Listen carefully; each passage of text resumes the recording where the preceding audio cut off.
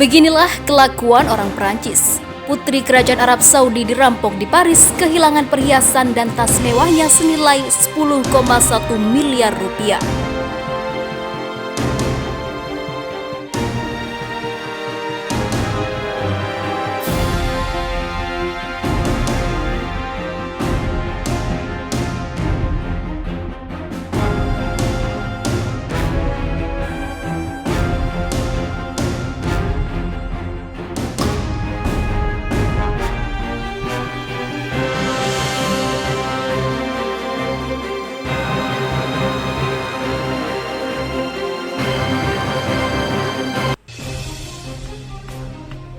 Seorang putri Kerajaan Arab Saudi mengalami pencurian di Prancis pada Jumat 6 November kemarin. Sang putri yang baru kembali ke apartemennya itu sok mendapati banyak barang dan perhiasan mahalnya dicuri. Melansir AFP, barang-barang mewah senilai 600.000 euro atau sekitar 10,1 miliar raib dari apartemennya di kota Paris. Barang-barang itu mencakup perhiasan, tas bermerek, jam tangan, dan juga bulu. Sang putri yang tidak disebutkan namanya dirawat di rumah sakit dalam keadaan syok dan belum dapat memberikan keterangan kepada polisi. Para pencuri tampaknya memasuki apartemen yang terletak di dekat Avenue George V yang mewah di jantung ibu kota Prancis itu. Mereka juga tidak melakukan aksi kekerasan menurut sumber yang mengetahui kasus tersebut. Tas yang dicuri bermerek Hermes berjumlah sekitar 30 dan masing-masing tak bernilai, ataupun tas bernilai antara 10.000 sampai 30.000 euro. Adapun jam tangan yang dicuri bermerek Cartier, juga ada perhiasan dan juga bulu. Jaksa telah membuka investigasi resmi yang akan ditangani oleh unit kasus dan juga khusus kepolisian Paris anti-gangster.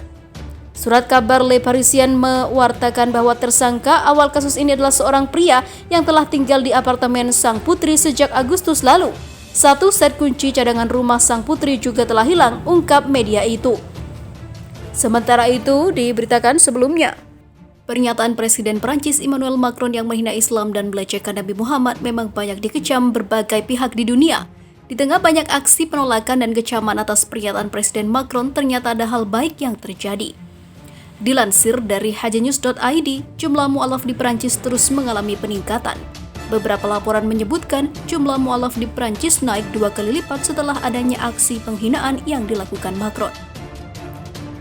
Dikutip dari laman About Islam pada Minggu 8 November 2020, bangunan Masjid Sahaba di jantung pinggiran kota kelas menengah Sreit-Hill di Paris dikenal sebagai Masjid para Mu'alaf. Sekitar 150 acara pengucapan syahadat dilakukan setiap tahun di Masjid Sahaba. Menurut video Muslim Convert Stories, jumlah orang Prancis yang masuk Islam setiap tahun meningkat secara signifikan. Laporan lain oleh harian La Croix pada 25 Agustus mengutip survei yang dilakukan oleh Pierre Smith tentang mu'alaf di Prancis, menyatakan selalu ada warga yang memeluk Islam. Mungkin ada sekitar 10 mu'alaf setiap hari, ujarnya. Itu berarti ada sekitar 3.600 orang mu'alaf setiap tahunnya. Banyak ahli mencatat pengaruh para mu'alaf, terutama dari pemain sepak bola, adalah Nicolas Anelka yang bermain untuk tim nasional Prancis dan orang tuanya berasal dari Martinique, mengubah namanya menjadi Abdul Salam Bilal Anelka ketika dia masuk Islam pada tahun 2004 silam. Sementara itu diberitakan sebelumnya. Dilansir dari republika.co.id, Imam Besar Al-Azhar Ahmed El-Taib mengatakan, penolakan atas tindakan menghina Nabi Muhammad SAW dan bersumpah untuk menuntut pelaku di pengadilan internasional. Hal tersebut disampaikan Imam Besar Al-Azhar dalam sebuah pernyataannya. Pernyataannya datang dalam pertemuan pada Minggu 8 November dengan Menteri Luar Negeri Prancis Jean-Yves Le Drian mengunjungi Mesir untuk membantu mengurangi ketegangan akibat komentar Presiden Prancis Emmanuel Macron tentang Islam. Adapun Macron membela hak untuk menggambar kartun tentang Nabi Muhammad dengan mengatakan Prancis tidak akan meninggalkan kartun tersebut. Selain itu, beberapa kampanye diluncurkan di dunia Islam, terutama di media sosial, menyerukan boikot produk Prancis sebagai tanggapannya. Jika Anda mempertimbangkan untuk menghina Nabi kami, perdamaian atas dia, kebebasan berbicara, kami dengan tegas menolaknya. Sebut bunyi pernyataan itu dilansir dari laman Ahram Online pada Senin 9 November 2020. Saya orang pertama yang memprotes kebebasan berbicara ketika kebebasan ini melanggar agama apapun, tidak hanya Islam, kata imam besar itu. Eropa berhutang budi kepada Nabi kami Muhammad SAW dan agama kami karena cahaya yang telah diperkenalkan agama ini kepada seluruh umat manusia. Kami menolak menyebut Islami sebagai teroris, kata El-Tayeb. Dia menambahkan setiap orang harus segera berhenti menggunakan istilah ini sebab hal tersebut menyakiti perasaan umat Islam di seluruh dunia dan bertentangan dengan kebenaran yang diketahui oleh semua orang. El-Tayeb juga menegaskan Muslim di seluruh dunia menolak yang bertindak tidak benar di bawah kedok agama. Dia menekankan Islam dan Nabi tidak ada hubungannya dengan istilah tersebut.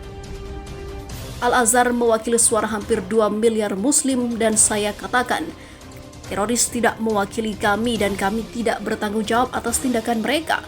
Saya mengumumkan itu di semua forum internasional di Paris, London, Jenewa, Amerika Serikat, Roma, negara-negara Asia, dan di mana-mana, kata dia. Saat kami mengatakan ini, kami tidak mengatakannya sebagai permintaan maaf. Islam di atas permintaan maaf, lanjutnya. Saya dan Serban Al-Azhar ini membawa mawar di Bataclan Square di Paris dan menyatakan penolakan terhadap segala bentuk terorisme. Pelanggaran tersedia di antara pengikut semua agama dan di bawah semua sistem. Jika kami mengatakan Kristen tidak bertanggung jawab atas insiden Selandia Baru, kami juga harus mengatakan Islam tidak bertanggung jawab atas orang-orang yang berperang atas namanya, paparnya. Imam besar juga merujuk pada peran pendidikan dan ideologis Al-Azhar sepanjang waktu dalam menghadapi terorisme. Dia mengatakan itu membuat kurikulum baru yang menegaskan bahwa teroris adalah penjahat dan bahwa Islam tidak bertanggung jawab atas tindakan mereka.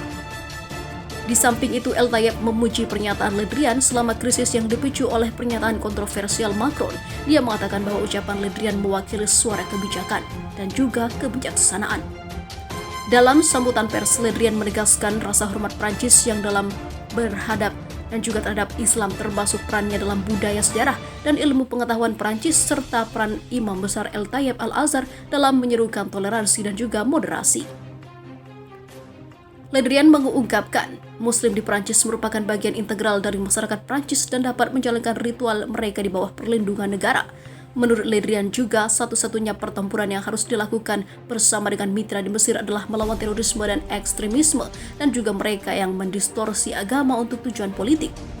Dia juga mengatakan negaranya membedakan antara Islam dan juga ekstremis itu, menegaskan bahwa Muslim adalah korban utama. Dengan lembaga besar seperti Al-Azhar, kita harus melawan kombinasi kebencian dan juga delusi agama ekstremis, kata dia.